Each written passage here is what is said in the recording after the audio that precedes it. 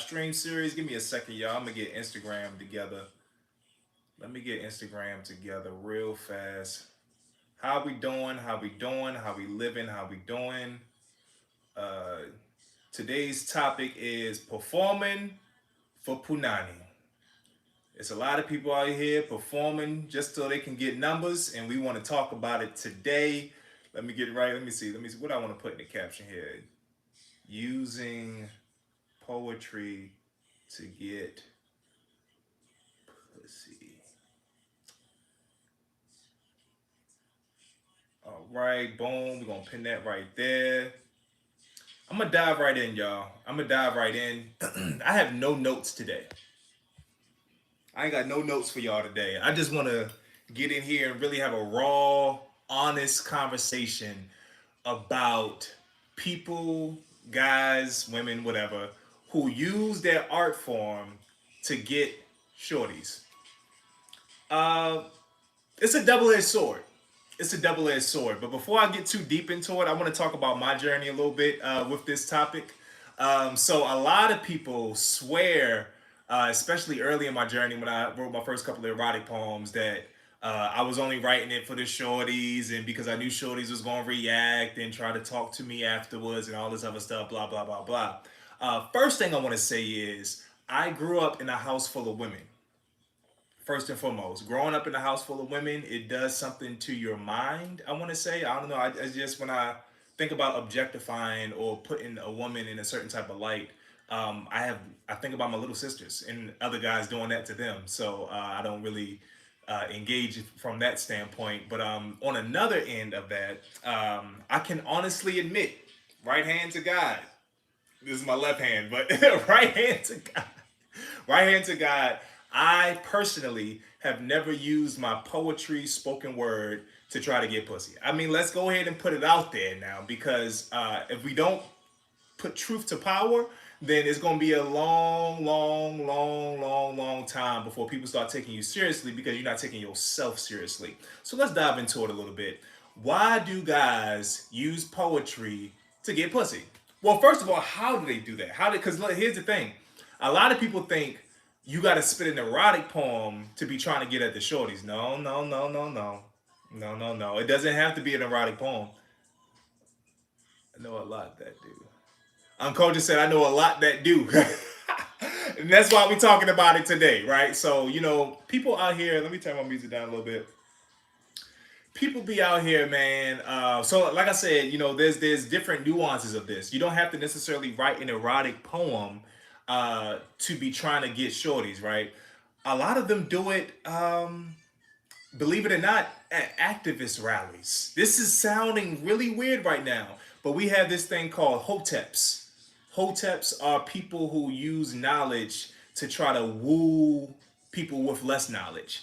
And by wooing them, they kind of create this kind of cult-like situation where the person kind of becomes reliant on them or looks at them as like a god who knows all these amazing things that they don't know. And they're like, yeah, baby, I'm just trying to say, you know what I'm saying? We got to get our chakras aligned. And the only way we can align these chakras is if I come inside you. Wait, what? Whoa, wait a second. Bring it back to the bottom of the map real quick, real quick. This is a real thing, y'all. This is a real thing. And it has infiltrated the spoken word space. I don't know how long it's been going on. I'm only 33, so I don't know how spoken word has been around before I was born. So I don't know when it started. I just know that the activist space was actually the first time I saw it because my journey had phases in it. So I started with just started about talking about relationships, and then when I realized I had a platform, I went into like this activist phase where it was like a lot of civil rights and just rallies I was performing at. Then it kind of went into an erotic phase, and it went into a trap phase and an entrepreneur phase. Then it went back to the erotic phase, and then now we're back in the love phase. And then the next phase is gonna be the Baltimore phase. I gotta let niggas know where I'm from.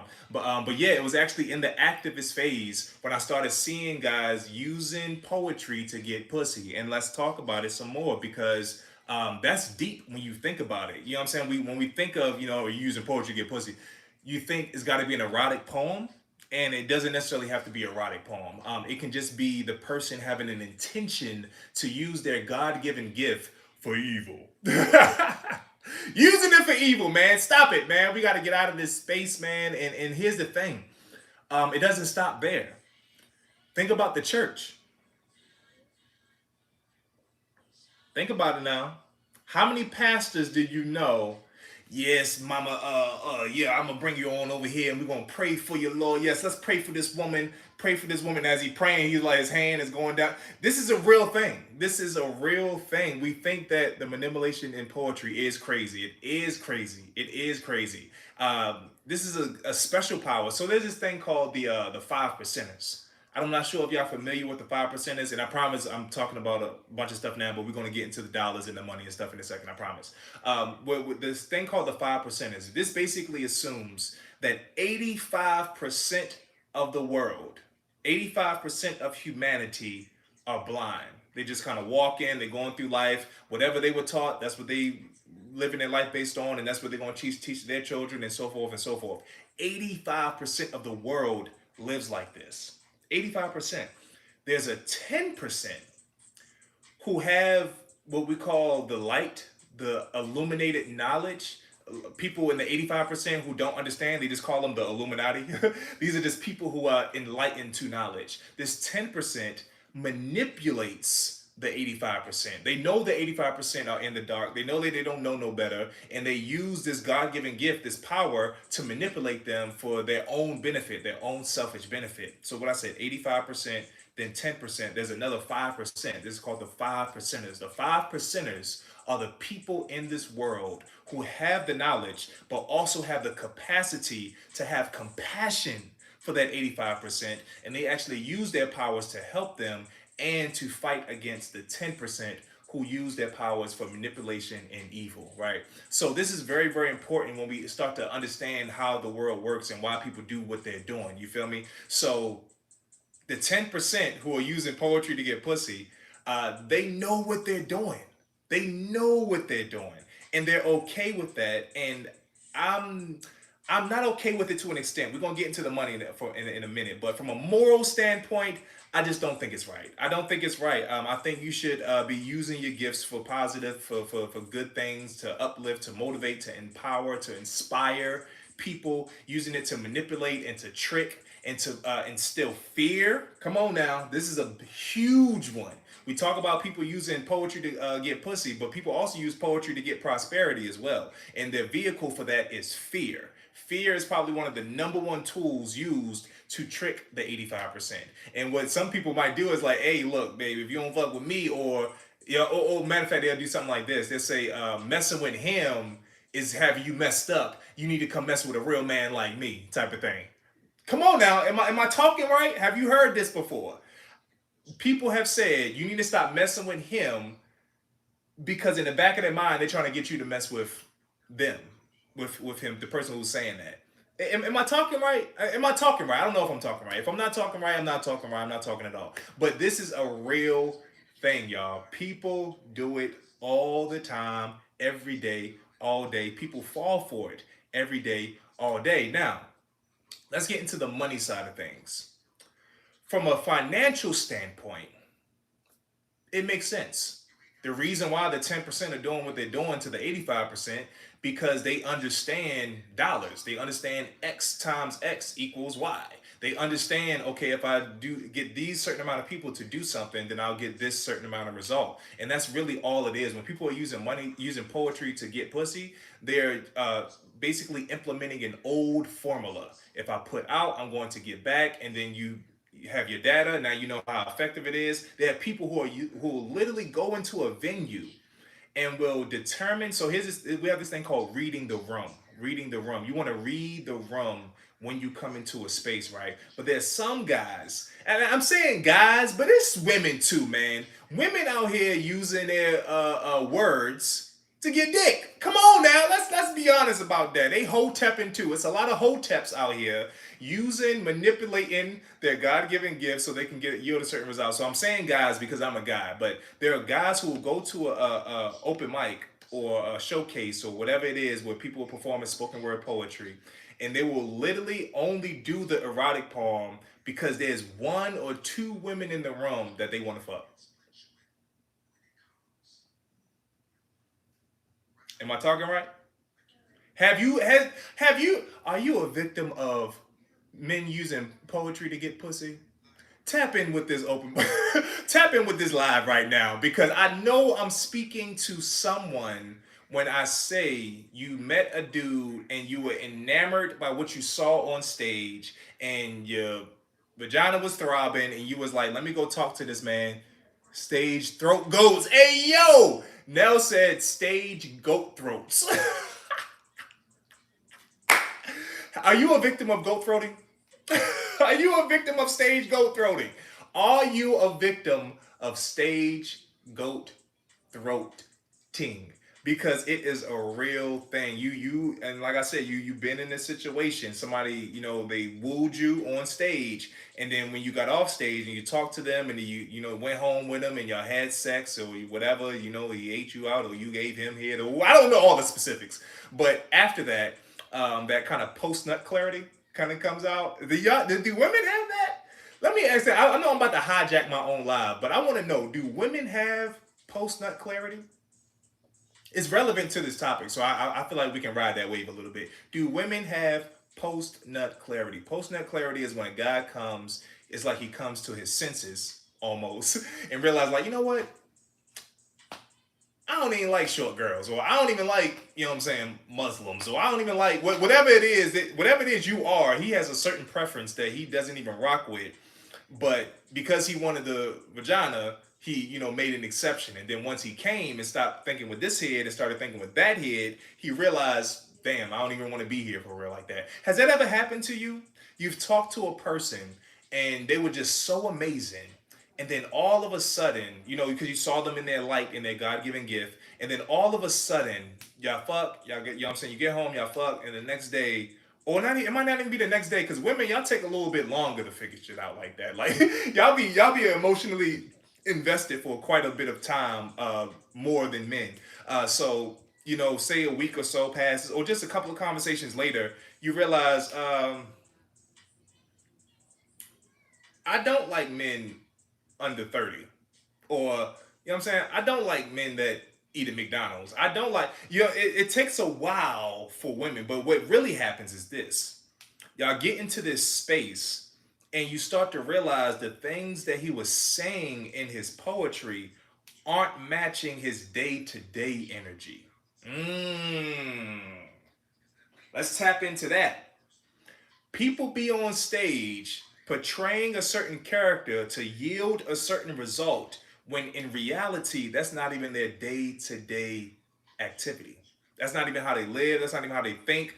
Half of the niggas who's saying these erotic poems not even doing that stuff. I think we should be more, if we're more honest about what we're actually doing in the bedroom, we actually would have more results from our work. We would actually have more genuine results from our work. What do I mean by this? Like, if you a sub, be a sub. If you a dominant, be a dominant. If you you like, you a sadist, be a sadist. You a Macus, be a Macus. Like, whatever your kinks are, lean into that, and that's okay. And you have to understand that in the spoken words poetry space, it's okay to be yourself. It's okay to be your most authentic self, and the people you attract with that type of poetry are the people you want in your life. When you start, capping in your poetry and then getting on stage because you're just trying to get shorties, you're gonna attract cap. Cap attracts cap. It's a trap cap, a trap cap, a trap, a caption. It's a caption. We have a physical a caption. We're attracted to each other's lies. Because if you're lying on stage, you're going to get somebody who wants that lie, and they may be willing to lie to get a piece of that lie, just to see if it's true or not. And that's not the energy you want. So now, speaking from the performer's perspective, right? As a performer, you don't want that. You don't want to perform for pussy, because if you only perform for pussy, like, well, let me say this. If you meet a sugar mama and she take care of your bills for the rest of your life and just want to love you on you for the rest of your life, that's one thing. But for the most part, that's not happening unless your name B-Rock and it's 2018 in Atlanta. Anyway, listen. What I'm trying to say is, use your powers for good. Use your powers for good, because it's only going to yield a positive result. Now, I'm about to wrap it up because I'm already at my 15-minute mark, but I didn't quite touch the business part of it yet. I went into it, but then we went on a tangent, started talking about, weird stuff. Anyway, it's very, very important, y'all. It's very, very important that you be diverse with your performances, with your content in your performances. I challenge you to, if you are an erotic poet, try to write a poem about love. This one little step over, just a little boop, boop, boop. You get what you get. Come on, CZ. You get what you give. You get what you give. If you're an activist poet or artist, I challenge you to write something about God. If you're a gospel poet or performer, I challenge you to write something about the ghetto. I challenge you. I really believe that we kind of pigeonhole ourselves when we, get comfortable in our little box, in our little spaces. In the erotic poetry scene, it's very easy to get comfortable in that space because so many people can relate to it. So many people want to hear about it. And what it really boils down to is that a lot of it, not all of it now, not all of it. If you hear my work and some of the people you'll hear tonight at the Moan Room, um, we have very high vibration, high frequencies in our performances. But let's be honest, most erotic poetry is low vibrational. It's low vibrational. Unless we're talking about actual connection and not just the physical, my dick and your pussy on my dick. Like it has to go beyond that. Yeah, we can woo with that, right? But it has to go beyond the physical. Because we have to understand that sex is a spiritual act. Come on now, let's talk about it. Sex is a spiritual act. So when you get on stage and you're only seeking a physical result, you're setting yourself up for failure. You're setting yourself up for failure. So it's very, very important that we y'all going crazy. Let me see. If you're a morbid storyteller, just poet, rainbows and unicorns, shit. True. Yep. What if you're not an erotic poet? Right, right. Okay, got it. Pushing the pen to the corners of the comfort zone. Feel like I submit to you, meaning I connect to your being. Right, right. You feel me? And that's what I'm saying. Like I know 1 minute into somebody's spoken word poetry if they're just performing to get pussy and not to actually speak on the topic from a fresh, healthy perspective. Come on now, a healthy perspective. A lot of erotic poetry, let's be honest, it be coming from an unhealthy place. It be coming from trauma. It be coming from, unresolved demons. It comes from not embracing who you fully are all the way to your core. That's where a lot of it comes from, man. And that's why I say it's low vibrational, and it's so important that we combat that with truth. You know what I'm saying? Tell your truth, man. Be on stage. Tell your truth. Tell your truth. What do you like? Now, and like so, let's real fast. I'm gonna wrap it up with the business, and I'm going home. Y'all got me off on tangents. Healthy orgasms matter, right? Healthy orgasms matter. You know what I'm saying? So I want to close with this. And I was starting to touch on it, but we got off on a tangent again. I want to challenge you to push your pen, and not if you're an erotic poet, I want you to write about something else. Why? Because you can pigeonhole yourself and close yourself off to so many streams of income if you're only writing about one thing. Another good example are sad poets. Oh my God. We're going to do a whole nother thing on sad poets. Matter of fact, that's probably what next week is going to be about. We're going to talk about sad poets, trauma poets next week, and how they're kind of short-sighting this gift they have from prosperity because they're so pigeonholed and so stuck in what they perform about. They only talk about trauma. They only talk about sex. They only talk about God. They only talk about, ain't nothing wrong with only talking about God because, God is good all the time, God is good. But it's very, very important that you push your pen and start to challenge yourself in these different ways. That's all I got, y'all. I was only supposed to be here for 15 minutes. It's been 19 minutes. I appreciate y'all so much. Ain't No Money in Poetry, powered by Star Power. I'm Mr. B Rockstar.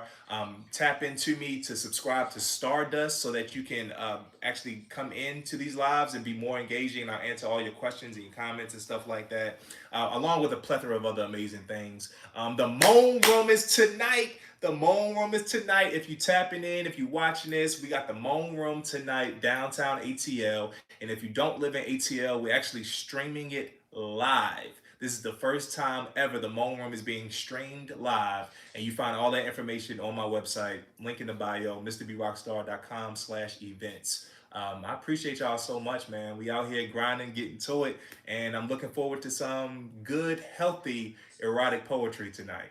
All right. See y'all.